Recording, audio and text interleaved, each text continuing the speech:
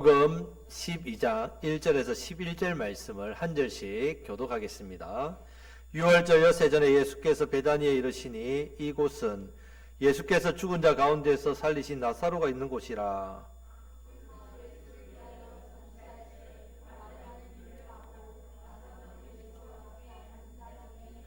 마리아는 지극히 비싼 향유 곧 순전한 나드 한 근을 가져다가 예수의 발에 붓고 자기 머리털로 그의 발을 닦으니 향유 냄새가 집에 가득하더라. 이 향유를 어찌하여 300데나리온에 팔아 가난한 자들에게 주지 아니하였느냐 하니,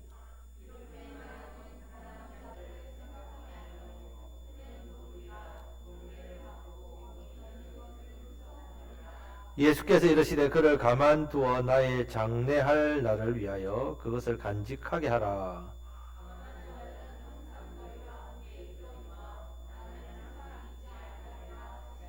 유대인의 큰 무리가 예수께서 여기 계신 줄을 알고 오니 이는 예수만 보기 위함이 아니요 죽은 자 가운데서 살리신 나사로도 보려 함이러라. 대제사장들이 나사로까지 죽이려고 모의하니 나사로 때문에 많은 유대인이 가서 예수를 믿음이러라. 아멘. 어떤 성도가 성숙한 신앙인가 하면 은혜 받은 헌신자라고 했습니다. 은혜 받은 헌신자. 자, 오늘 많은 성도들이 안타깝게도 교회 와서 헌신하는 것부터 배웁니다. 일부터 배운다는 말입니다. 주님의 일을 하면서 이렇게 일부터 배우는 이런 사람들이 있으니 많은 사람들에게 이런 부분이 상처를 주고 문제를 일으키는 그런 경우가 참 많이 생기고 있습니다. 자, 먼저 은혜를 받아서 자라야 되고 영이 강건해야 됩니다. 은혜를 받아서 믿음으로, 성령 받아서 능력, 성령 주신 능력으로 헌신하고 섬겨야 됩니다. 그래서 교회는 일부터 배우는 곳이 아니라 뭐부터 받아야 된다고요? 은혜부터 받아야 됩니다. 반대로 은혜만 받으려고 하는 사람이 있겠죠. 은혜만 받습니다. 은혜만 계속 받는 거죠. 은혜를 받았으면 전도하고 헌신하고 주님의 일을 하고 다른 분들 섬기는 일을 해야 됩니다. 은혜만 받고 헌신하지 않는 사람도 많이 있습니다. 이거는 사람들을 영적인 이기주의자, 자기밖에 모르는 이기주의자. 그렇기 때문에 은혜만 받고 주님 앞에 헌신하지 않는 사람은 절대로 또 예수님의 쓰임받는 제자가 될 수 없습니다. 자, 지난주에는 은혜를 받고 일을 했던 마르다를 보았고, 또 은혜를 받고 나서 사람들에게 예수님을 전했던 죽은 자 가운데 살아났던 나사로의 그런 전도의 모습을 보았습니다. 자, 오늘은 이제 세 번째 동생이죠. 자, 세 번째 마리아는 은혜만 받으려고 했단 말이에요. 이전에 은혜만 받으려고. 자, 이런 마리아가 변화된 모습이 나옵니다. 3절 말씀을 다 같이 읽겠습니다. 마리아는 지극히 비싼 향유 곧 순전한 나드 한 근을 가져다가 예수의 발에 붓고 자기 머리털로 그의 발을 닦으니 향유 냄새가 집에 가득하더라. 아멘. 자, 마리아 앞에서 나온 두 사람 봉사 귀합니다. 전도하고 영혼을 섬기던 귀합니다. 마리아의 헌신도 정말 귀합니다. 얼마나 귀했는지 마태복음 26장 13절 말씀에 보면 예수님께 이런 말씀합니다. 같이 읽겠습니다. 예수님께서 내가 진실로 너희에게 이르노니 온 천하에 어디서든지 이 복음이 전파되는 곳에서는 이 여자가 행한 일도 말하여 그를 기억하리라 하시니라. 아멘. 자, 복음이 전파되는 곳에 누구를 기념한다고요? 예, 마리아 이 일을 기념한다는 말씀입니다. 기념이 되는 신앙입니다. 어디를 가든지 누구에게든지 은혜 받고 헌신한 사람 모습은 누구처럼 해라고요? 마리아처럼 해라. 모델이 된다는 말입니다. 그러니까 마리아가 어떤 일을 했길래 예수님께서 친히 마리아가 모델이라 우리에게 알려주느냐. 지극히 비싼 향유 곧 순전한 나드 한 근을 가져다가 예수님의 발에 부었다 했습니다. 그리고 자기의 머리털로 이 발을 닦으니까 향유가 얼마나 향기가 진합니까? 온 집에 가득했습니다.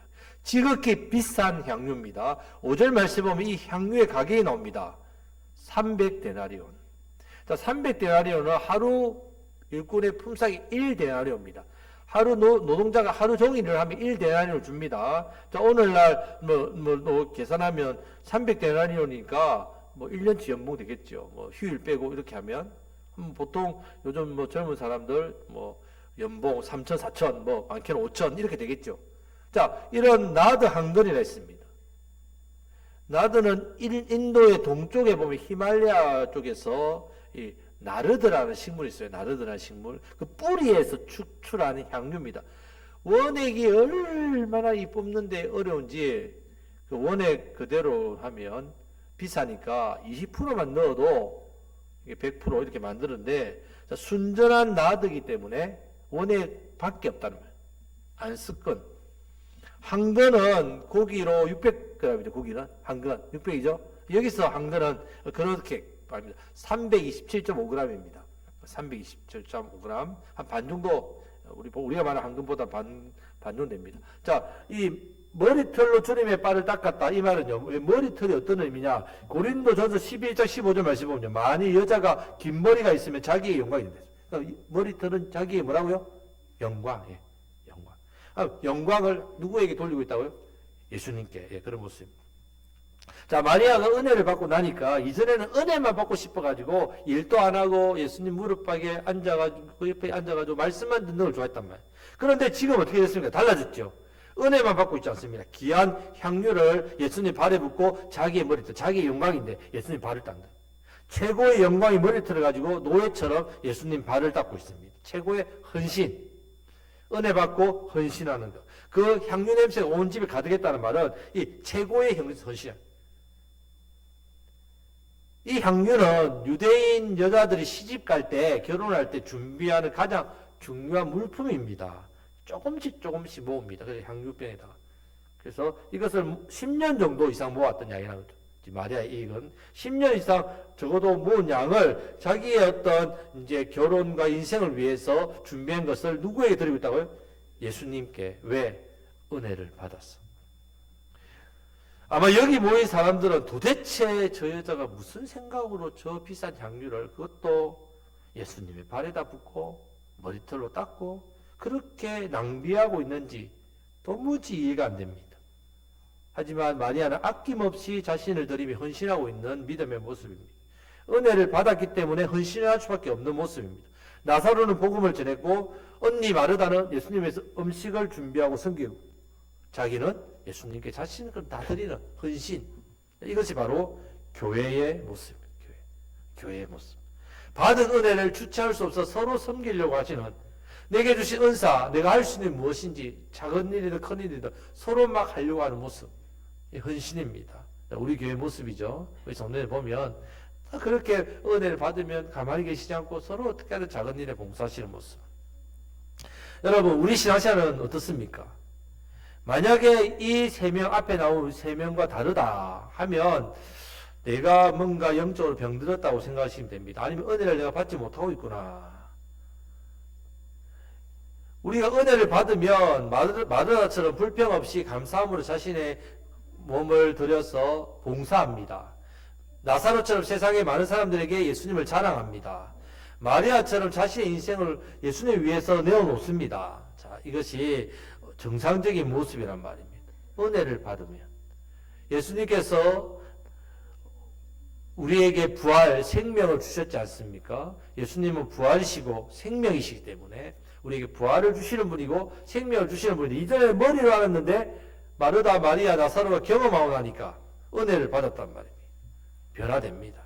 성도 여러분, 우리 영혼에도 이 은혜가 흐르기를 축복합니다.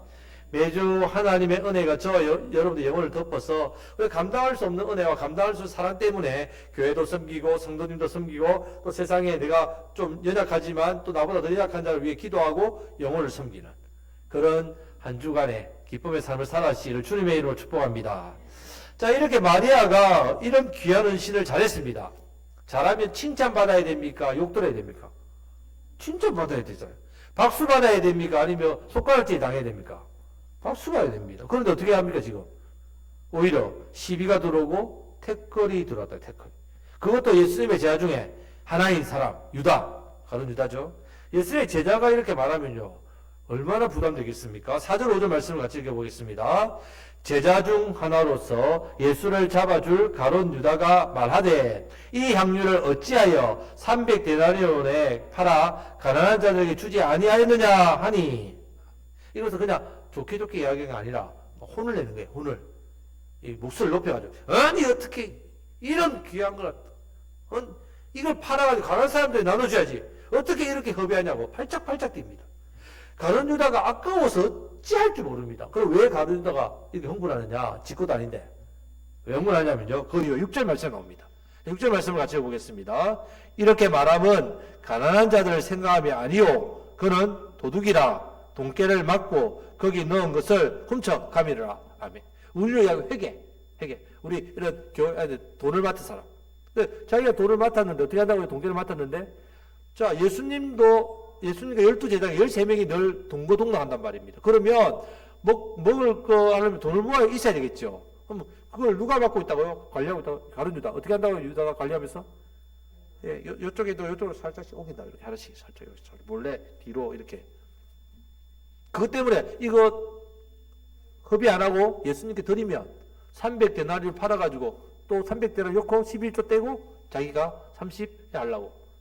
그렇게 해서 화를 내는 겁니다, 여러분. 여러분, 은혜 없이 교회를 다니게 되면요, 가룟 유다처럼 예수님이 보이지 않습니다. 말씀도 들리지 않습니다. 그냥 내 것 챙길 거. 뭐가 있을까? 그렇게 교회 와서도 세상적인 걸 얻으려고 한단 말이에요. 제자들처럼 앞으로 내가 예수님이 왕이 되시면 한 자리 해야지. 그렇게 따른단 말이에요. 다윗 시대 때 아둘람 동굴 생활을 같이 했던 사람들 어떤 사람이냐면요, 억울하고 가난하고 힘들었던 사람입니다. 그런 사람들이 다윗이 왕이 되니까 나중에 어떻게 됐을까요? 그 사람들이 다 한 자리 했단 말이에요. 한 고을을 다스리고 장군이 되고 관리가 되고 똑같이요. 가룟 유다도 그런 마음으로 예수님 따르는 겁니다. 예수님 왕이 되실 거니까 잘만 따라다니면 어부들이잖아요. 또 어부들은 잘 따라다니면 출세하니까. 가룟 유다는 그것도 출세지만 돈깨까지 맡았으니까, 돈깨를 맡았단 말은 제자들 중에 제일 똑똑했단 말입니다. 그러니까 잡수익도 생겼다. 외국에 있는 한인교회에 이런 경우가 많습니다. 한인교회가. 왜냐하면 외국 생활이 외롭잖아요. 그러니까 한국 사람들이 제일 먼저 어디부터 가겠습니까? 한국 사람들이 모인 곳, 제일 많이 모인 곳이 교회입니다. 마을 회관 같아요.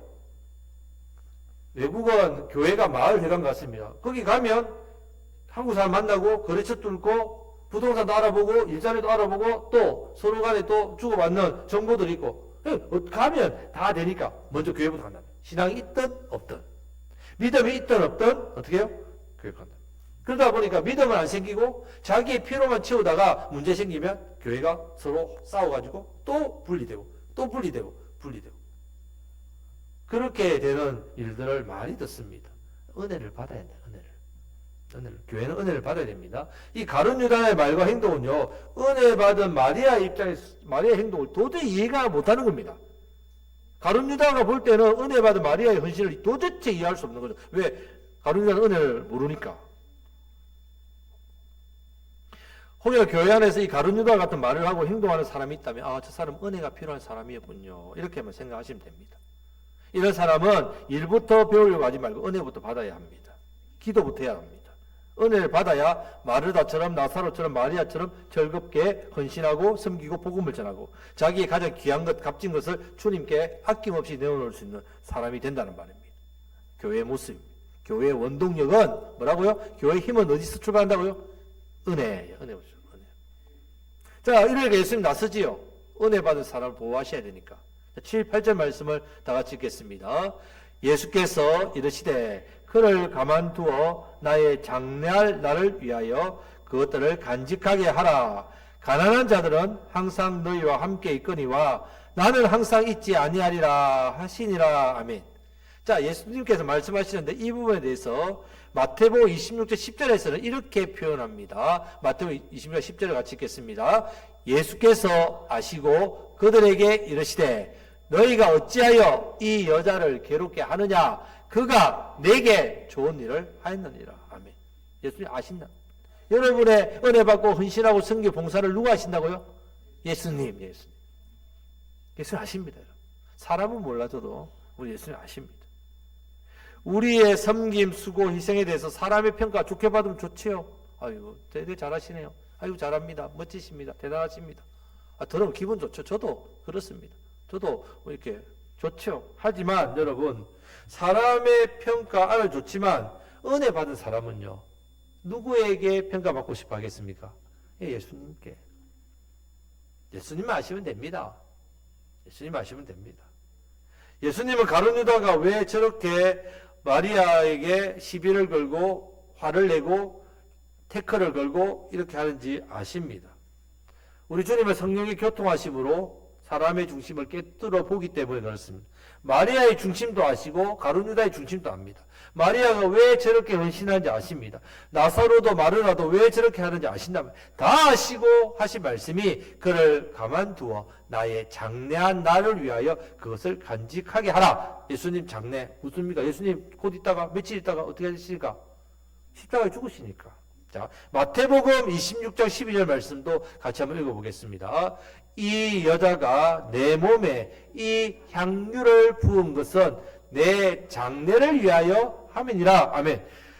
그럼 마르다가 다른 여러 가지 좋은 것들을 두고 왜 값비싼 향유를 예수님께 부어드렸겠습니까? 자기 소유 가운데 이 향유가 가장 비싼 향유니까 가장 비싼 거 드려야죠. 그렇지 않습니다. 마리아는 예수님 곧 죽으실 것을 아셨단 말입니다. 알았단 말입니다.